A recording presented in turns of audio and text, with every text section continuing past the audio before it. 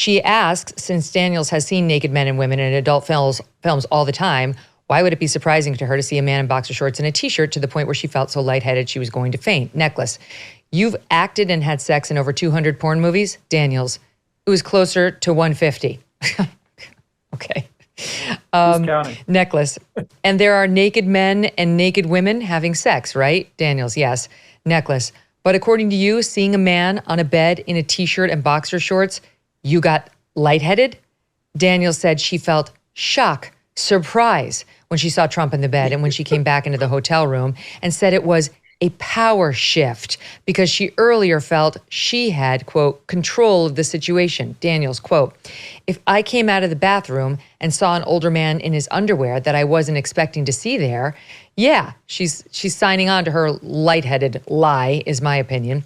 Then she pointed at Trump, who apparently was paying rapt attention to this testimony, and added that, Stormy did, she sees her husband naked all the time, but that if she left her bathroom at home and saw Trump today lying half naked on her bed, she would be alarmed.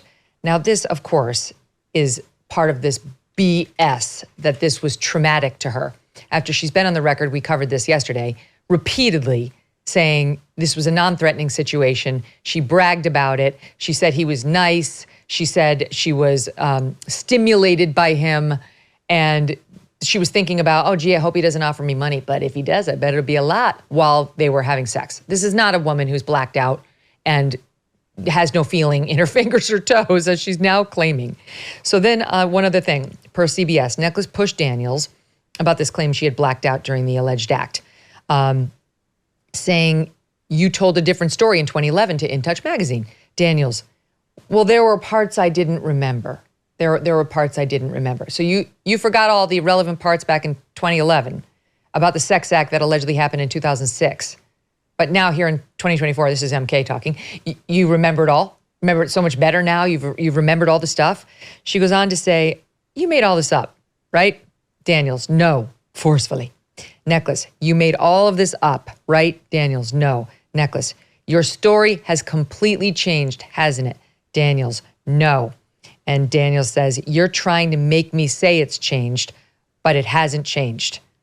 But it has changed, you guys. It's changed. It's changed a lot, Phil. Yeah, she can't say the same thing the same way twice. And so what happens if she takes the stand and she says, no, my story's never changed, and then of course the defense lawyer can chronicle everything that has changed. You said this on this day, you said this on the other day, and so on and so forth. It's absolutely the kind of thing that will destroy a witness's credibility. And in a rational legal system that you might find somewhere other than in downtown Manhattan when Donald Trump is on trial, that would be the kind of thing that would cause a prosecutor's case to just implode. The parties would go out in the hallway and say, look, we got to cut a deal or do something because my case has just gone to hell in a handbasket. But in New York, in Manhattan, with this jury, I don't think that's even like crossed the minds of the prosecutors, because they know that no matter how sideways this case goes, how unbelievable or disbelievable their witnesses are, they think that with this jury, they've already got it in the bag. And that's why I think that this entire thing is just so unfair that it's probably beyond redemption at this point. Here's another piece of it. I mean, that we talked when Phil was on the show the other day about this new Me Too suggestion. You know, it's implicit. She can't say it explicitly, like I was Me Too'd by the guy, but she's now talking about the power differential between them and how, you know, okay, he didn't behave in a threatening way, but he blocked my path out of the hotel room because I emerged from the bathroom and there he was on the bed and the hotel room door was on the other side of him. Hello, that's called life. You walk around the bed and you open up the hotel room, like we've all done a million times at the door. It's not that hard. It's not threatening just because somebody's there trying allegedly to do what it was clearly both of your mission to do when you showed up and didn't have dinner. So here is Susan Necklace zeroing in on testimony Stormy gave on direct, which I had missed, about this is another one of the reasons she allegedly felt so threatened and like couldn't leave and therefore she had to stay and have sex with him. he had a bodyguard outside the door. You see, guys? And apparently this is also threatening in some way, even though Trump was non-threatening. This also led Stormy to believe, I guess I can't leave. So the Trump defense attorney, this is Necklace Dill. Did you testify on direct that one of the reasons you did not leave the room is because you felt threatened by Trump's bodyguard being outside? Stormy, absolutely. And then she refers to a Vogue 2018 interview Stormy did. Did you say in this interview that you never felt threatened at all during your alleged sexual encounter? And she says, I don't control what parts of quotes they use. I don't know what that's supposed to mean, but it sounds like a no. It sounds like no, I didn't say I never felt threatened. Let me refer to the quote from the Vogue article, which we pulled. This is the author of the article, the journalist, writing, quote, our interview is almost over, but I have a nagging question left to ask. She's always insisted that the sex was consensual and that her story has nothing to do with the Me Too movement. But ever since I watched Daniels tell Anderson Cooper that she felt a sense of obligation to Trump, quote, I had it coming for making a bad decision for going into someone's room alone, end quote, she said. I've wondered why she didn't just leave. Did Trump do something that made her feel like she had to have sex with him? Daniels is emphatic. No, nothing, she says. Quote, not once did I ever feel like I was in any sort of physical danger. I'm sure if I would have taken off running, he wouldn't have given chase.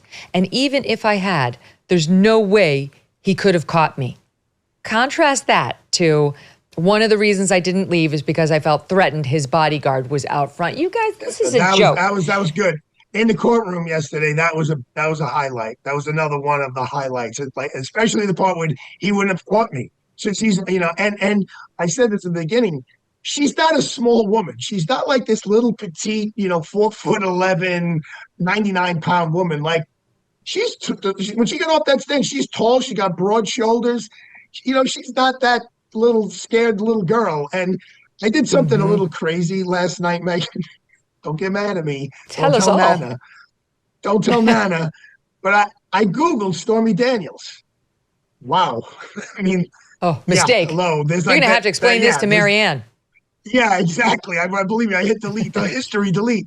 So if any of the jurors disobey the judge and just do that and see what's there. I mean, I didn't put in Stormy Daniels naked, Stormy Daniels sex. I just put in her name. And it's all naked, crazy, horrible pictures of her. They don't have to Google her to learn all that, Arthur. She gave up. I know, we kind of knew. When you see it, Mark. Arthur's doing his research, Mark. Get off his case. It's research. Right. Went deep. Thank you. But it really looked. And it's the just pop-ups on his computer. Hey. Oh, yeah, exactly. All of that just comes back to like, oh my God, this woman is so full of crap.